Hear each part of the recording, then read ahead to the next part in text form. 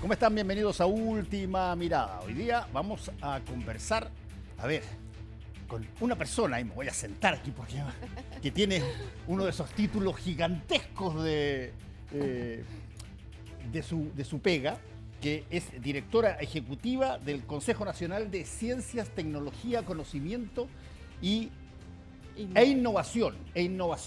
¿Ya? Catherine Villarroel, muchas gracias por estar con nosotros. Encantada, Fernando, conversar Oye, contigo.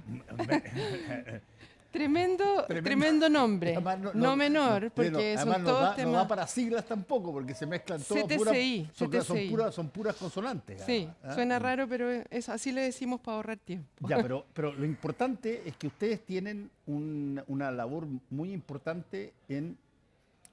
meten ahí, por ejemplo, varias, en el nombre, meten cosas que son conocimiento, ok, podríamos entenderlo como educación, pero meten innovación, Ujú. que es una palabra que eh, cada cierto tiempo pasa a ser tremendamente interesante porque empiezan a aparecer cosas que no aparecían antes, como hoy día la inteligencia artificial, por ejemplo. Desde ese punto, cómo se revisa la innovación que se hace en el país? Bueno, nosotros tenemos una labor bien interesante y yo estoy orgullosa de lo que hacemos. Nosotros desde hace 20 años estamos mandatados a dar una mirada estratégica sobre estos temas y de hecho el Consejo, su nombre antiguo era Consejo Nacional de Innovación, porque abrimos camino para la innovación en Chile pensando en que tenemos oportunidades de crecer a partir del conocimiento en temas que son de nuestra identidad y que nos permiten ir conversando con este mundo cambiante en el que estamos viviendo, a veces padeciendo, a veces disfrutando, ¿no? Sí.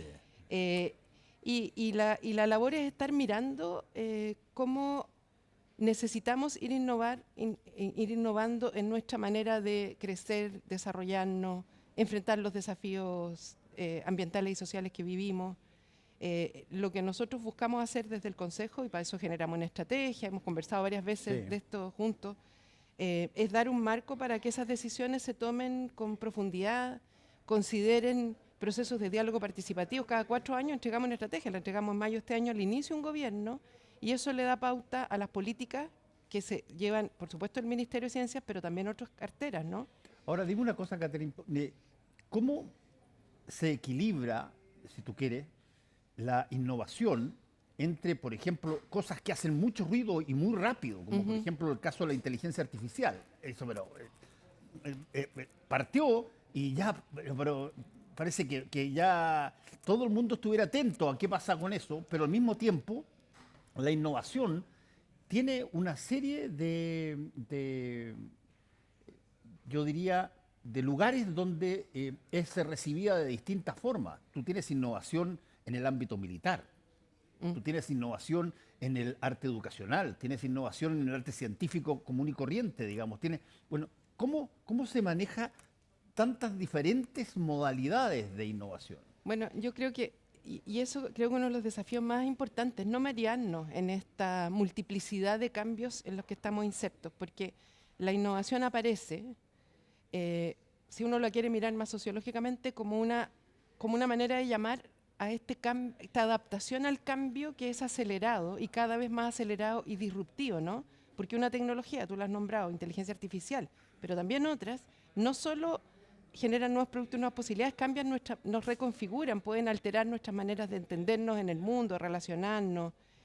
Entonces, mantener una cierta mirada de conjunto, una mirada más sistémica, que no haga correr por la última moda, sino que con el resguardo que se necesita, aportando desde el mundo el conocimiento, la investigación, es una cuestión importante de cuidar, importante de mantener en los diálogos y en las definiciones que hoy día estamos tomando para enfrentar este mundo ¿Y cambiante. qué tanto Chile es o ha sido un buen aporte en todo lo que tenga que ver con innovación, por ejemplo, tecnológica, científica?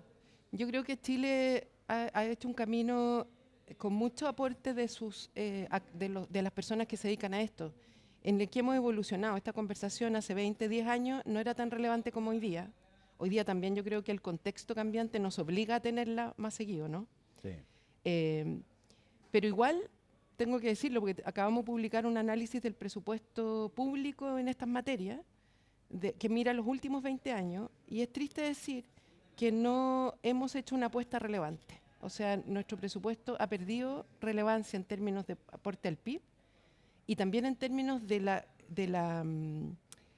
cuánto pesa respecto de otras áreas de política que también son importantes, pero eso nos muestra que no hemos estado a la altura de poner estas tremendas herramientas de la humanidad al servicio del desarrollo del país. Pero, por ejemplo, ¿por qué no nos ilustras de alguna manera esto que estás diciendo? Tengo algunos con ejemplos, por ejemplo, de países que hacen cosas que eventualmente podría también hacer Chile. O sea, hay muchos países desarrollados En este rubro, digo. Que hicieron apuestas relevantes por la ciencia y por la innovación hace mucho tiempo, y hoy día las consecuencias son en los liderazgos que tienen en el avance científico-tecnológico. China, sin ir más lejos, en un momento toda parte de su historia fue adaptando tecnologías, imitando tecnologías, y hoy día ha invertido una cantidad enorme en desarrollar tecnología propia. Hoy día puede Los mandar países cohetes al espacio. Bueno, y si tú te fijas, en la conversación sobre las apuestas científicas tecnológicas de los países marcan las tensiones geopolíticas. Hoy día, ser primero en el desarrollo de ciertas tecnologías marca la agenda política, y son carreras que se están llevando a nivel mundial. Entonces, Chile, por supuesto, ha avanzado, tenemos orgullo del talento de nuestra gente, tenemos un mundo empresarial cada vez más consciente de la importancia de estos temas y necesitando y generando vínculos. Hemos avanzado en materia de institucionalidad pública, pero la verdad es que la manera en que esto se puede jugar en serio es invirtiendo seriamente en estas materias. Y en contextos como el actual, de restricción fiscal, es una conversación que es aún más difícil de poner en la mesa, ¿no? Eso me lleva a un fenómeno que es bien conocido y lo han ilustrado varios expertos en todo lo que tiene que ver con el lenguaje, etcétera, que yo lo he mencionado aquí varias veces, que es el fenómeno de cuándo se siente más seguro una persona en su casa. Lo más probable que te conteste, si es que es cuando no hay cambios, cuando la rutina manda, cuando lo que hice ayer lo puedo hacer de nuevo, cuando voy a buscar algo al kiosco de la esquina de la casa. Bueno, voy caminando, encuentro y llego y siempre está el kiosco ahí y compro y vuelvo. La rutina, de alguna manera, genera tranquilidad. Sí, claro. Pero tú estás hablando de exactamente ruptura de rutina todo el tiempo, porque los cambios de este tipo son, claro, quizás a nivel de país, pero tarde o temprano le llega al ciudadano. O sea, hoy día yo creo que es cada vez más evidente, porque la velocidad del cambio ha sido muy, muy fuerte, el incremento.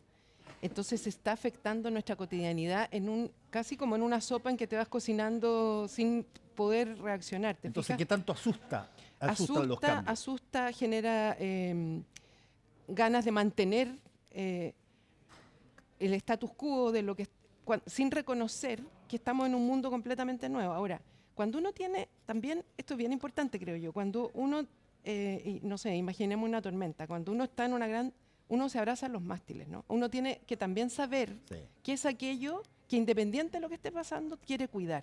Y es una conversación súper importante de tener. Nosotros, de hecho, la hemos desarrollado con un grupo de filósofos, humanistas destacados de este país.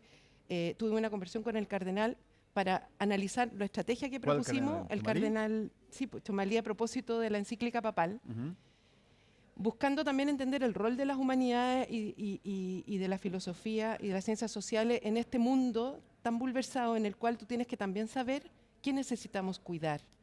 Y es importante tener espacios para este tipo de reflexiones y llamar la atención que en un cambio que es acelerado, no necesariamente la receta es correr. Por supuesto, es no quedarse atrás. Pero cuando está uno viviendo tiempos de caos, es sumamente importante tener espacios de quietud para decidir qué es lo que uno tiene que mover y qué es lo que está cuidando y qué es lo que está cambiando dentro de ese Ahí espacio. tú mencionaste al cardenal Chomalí y la Iglesia Católica y la encíclica. Y la encíclica maravillosa. Claro, pero es una encíclica que, por supuesto, creo que es un punto muy extraordinario el que presenta el Papa. Pero a mucha gente ha dicho, a ver, pero para. ¿Qué tiene que meterse la Iglesia Católica en cómo funcionan los países y cómo avanzan los países en determinadas cosas?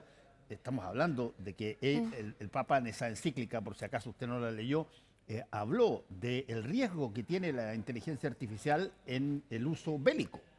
Y desde ese punto de vista, la tecnología y los avances, ¿cuántas otras dimensiones tocan? Estamos hablando de la religiosa, estamos hablando de la humana, porque uno empieza a adquirir las cosas que son nuevas.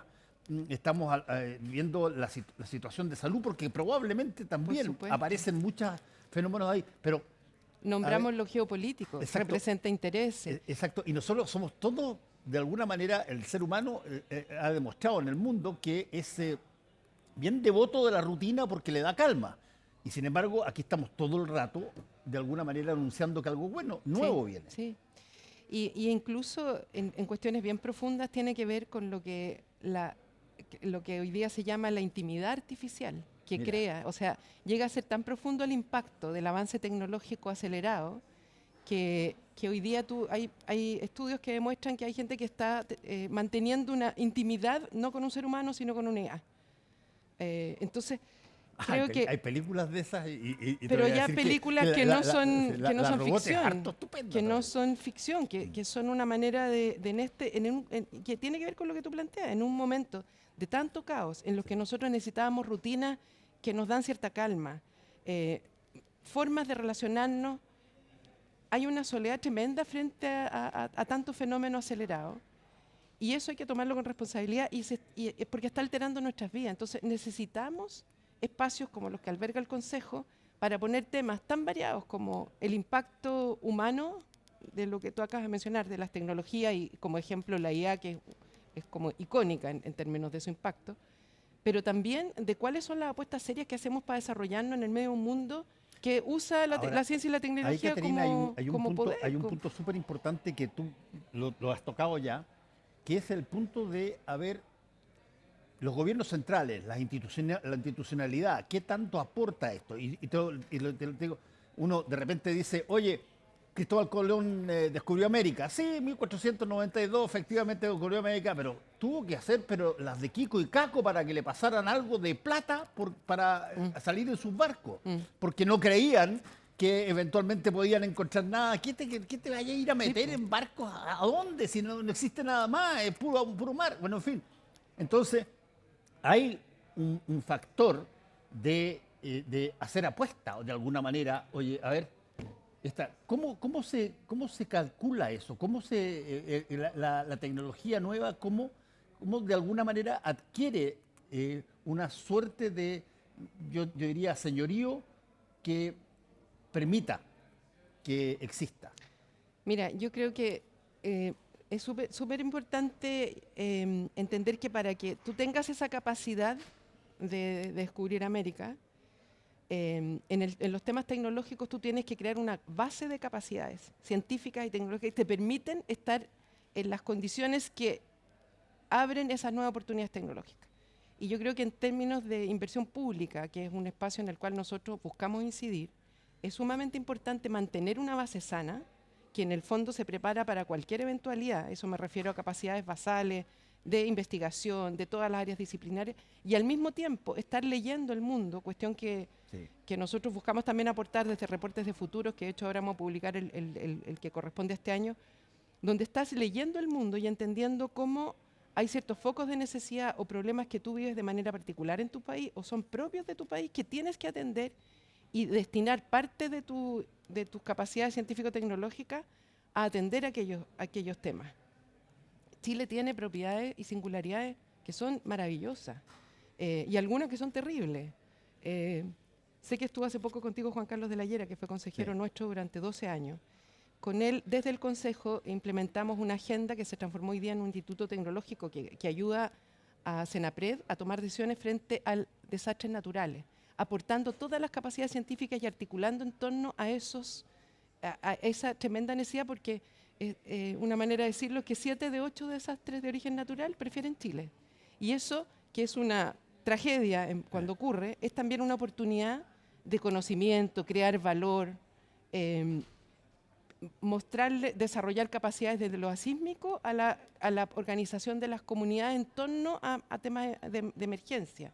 nosotros estuvimos juntos, yo no lo voy a olvidar nunca, hace como 10 años atrás o 9, hablando de una agenda similar en temas de agua, que ha sido un tema que Chile necesita atender de manera seria y que cada vez va haciendo más crisis, que es transversal al tema, al desarrollo económico productivo, pero a los temas de consumo y calidad de vida, obviamente. Sí. Entonces, cómo uno conjuga dónde tiene que apostar en temas científico-tecnológicos, tiene que ver con mantener una base sana y también responder a necesidades que son urgentes, que son necesarias, que son propias y que nos legitiman también socialmente como mundo. No, por supuesto. Y, por ejemplo, nosotros tenemos estadísticas que son bien brutales. Debemos ser de los primeros países en cáncer. Sí. En cáncer. Chile, no, y usted está diciendo, a mí, está diciendo, ¿qué está diciendo este gallo? Chile es uno de los países que tiene la tasa más alta del mundo en materia de cáncer. Y eso, tecnológicamente hablando, ¿cuánta inversión se hace, por ejemplo, en atender ese tipo de problemas más que, qué sé yo, viajar a la luna? Yo creo que no, en general nosotros hacemos poca direccionalidad, que le llamamos, es decir, poca orientación de capacidad científica y tecnológica a desafíos.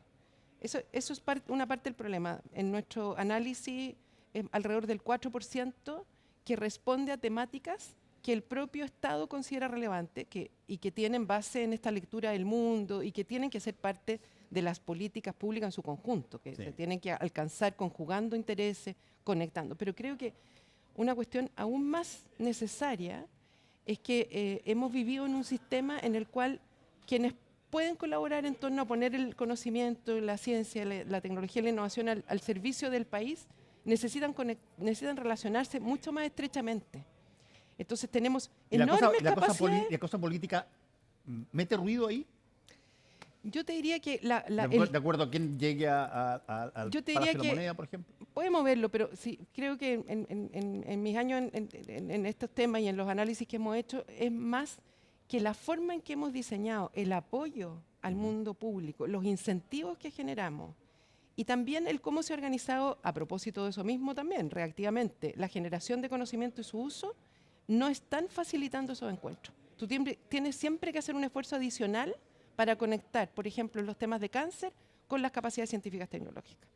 Y esas son cuestiones que yo creo que no solo dependen de políticas públicas, también dependen de políticas universitarias, dependen de la voluntad y la formación de la gente que se dedica a estos temas, dependen de espacios como este que nos permiten conectar estos dos mundos y mostrar el tremendo potencial de contribución que tiene la ciencia. Y quizás lo que nos pasa en este minuto, Fernando, es que en los tiempos que estamos no nos podemos dar el lujo de mirar cada uno para su lado, porque son demasiado importantes las cosas que están pasando. Y así como yo creo, respondiendo un poquito a lo que comentaste antes, yo a título personal creo que la Iglesia está haciendo parte de lo que es su labor social. Sí, es una entidad viva que está hablando sobre temas fundamentales del valor de la vida, del valor de la humanidad, en el contexto actual, no desapegado, digamos, no indolente a la realidad, sino conectado con la realidad. Podremos compartir lo que dice o no, pero está poniendo su voz. Yo creo que estos tiempos demandan que pongamos esa voz, y en esas voces no podemos perder la voz de la gente que se ha financiado gracias a la contribución del Estado en su mayor parte, porque así se hace la ciencia y la investigación y el desarrollo tecnológico en Chile y en la mayoría de los países. Voces informadas, voces que llevan años, trayectorias laborales enteras, entendiendo en profundidad fenómenos que afectan la vida de todos. Perder esa capacidad de comprensión y conectarla con decisiones es un pecado capital. Sí, yo estoy de acuerdo contigo en eso y creo que es bien interesante y me encantaría, a ver si me lo puedes contestar, a ver, ¿cómo se enseña a una persona que ya pasó por el colegio, que ya pasó por la universidad, que ya está trabajando, todo el crecimiento de nuevas tecnologías, de nuevas ciencias, de nuevas cosas que tarde o temprano llegan a tu domicilio, llegan a tu oficina, llegan a donde tú estás viviendo? Y desde ese punto de vista hay que generar una reeducación en términos de, por ejemplo, la inteligencia artificial es obvia, ¿ah? Pero no nos olvidemos que las tecnologías producen brechas Sí, entre personas que aprenden y otras personas que se quedan rezagadas, y eso afecta al sí, país de claro, alguna puede manera. profundizar ¿Cómo desigualdades. se da en este caso? Mira, yo creo que una parte de nuestra deuda como país con estos temas en términos de inversión, que al final la inversión es un reflejo de la relevancia que uno le otorga Sí, por ejemplo, a la ciencia y la tecnología, tiene que ver con que no hemos logrado conectar con la sociedad y como esto de reeducar, en el sentido de que todos entendamos, así como entendemos que la educación es una promesa de futuro por la cual estamos dispuestos a invertir, a incluso manifestarnos. La historia de nuestras manifestaciones públicas tiene que ver con la educación, ¿no? No tenemos ese mismo arraigo social en la materia de ciencia y tecnología. Nos parece abstracta, nos parece lejana, claro. porque no tenemos esa conciencia que tú muestras acá de que los temas de cáncer, de enfermedad, por ejemplo, las posibilidades de solución van a venir del mundo científico-tecnológico. Que los temas de agua tienen una tremenda necesidad de comprender los ciclos del agua en profundidad en todas nuestras cuencas para poder generar soluciones adecuadas a nuestra realidad y diversa en todas las regiones. No tenemos esa conciencia. Eso yo creo que requiere de espacios de una comunicación mucho más conectada, de un discurso que muestre el valor, y el valor amplio, no el valor en la última milla, no sé, o tomando la manzana del árbol, no solo cuando genero el nuevo aparato que me va a sorprender, sino de todo lo que tú bien decías, hubo detrás para llegar a ese momento. Y por supuesto que también tiene mucho que decir en cómo nos educamos. Hay unas tremendas contribuciones. Chile ha hecho apuestas desde que hace 20 Pero hay años. educación post, llamemos así, universitaria, en ese Claro, sentido. o sea, bueno, todo el mundo del posgrado tiene que ver con eso. Y ahí en el fondo tú estás formando a las personas que se dedican a esta actividad, y también es importante que esas personas tengan conciencia de la necesidad de mostrar el valor a la sociedad y de entender las demandas de la sociedad para incluirlas en sus agendas, ¿no? Y a mí me parece que hay que introducirlo en la educación formal, estos temas. De hecho, hemos hecho esfuerzos por dar recomendaciones en sentido y algunas iniciativas que se han implementado, de conectar, por ejemplo, los profesores con investigadores para que juntos construyan el currículum formal, no solo lo extracurricular, ¿te fijáis?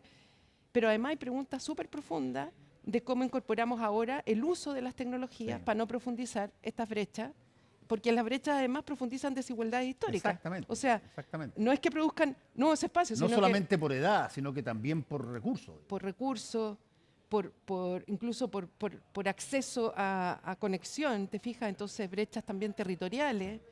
O sea, Eh, hay trabajo que hacer. Hay todavía mucho trabajo por hacer, pero necesitamos mucho más compromiso de todos, porque este es un tema que nos está impactando en la vida cotidiana. Esto está en las campañas políticas independientemente de la ideología, de quien sea. Pero está Está puesta. siempre en el programa y en las promesas del inicio, pero no termina estando en las apuestas reales de práctica. inversión, que es lo que medimos hace poco, en la inversión presupuestaria. Y esto, sabes, que tiene un problema, y por eso existen entidades como la nuestra, que en el fondo buscan una atención por el largo plazo. El problema es que el que paga la primera cuota no es el que recibe los resultados. Entonces esto requiere un acto súper de Estado. Que en el fondo un gobierno diga: yo voy a entender que esto es una apuesta de futuro y voy a poner la cuota que falta para que no tengamos los problemas que hoy día estamos teniendo. Nuestra tesis es que las brechas de crecimiento también se explican porque Chile hace 20 años se planteó la idea de que podía crecer mejor a partir de invertir en esto, pero no ha invertido lo suficiente para que podamos efectivamente ocupar ese factor tan relevante que otros países ya han ocupado para despegar en crecimiento y desarrollo. Bueno, materia para seguir conversando. Muchas Cuando gracias, tú quieras. Catherine Villarruel. Y bueno, hay que estar atentos, porque si es que hay algo que es inevitable, es el avance tecnológico, Sí. te guste o no te guste. Sí, no, hay que convivir, hay que saber vivir la realidad que uno tiene, pero saber que uno es un actor en esa realidad y tomar protagonismo. Muchas gracias. Muchas gracias a ti. Muchas gracias a ustedes por su sintonía. Nos encontramos mañana.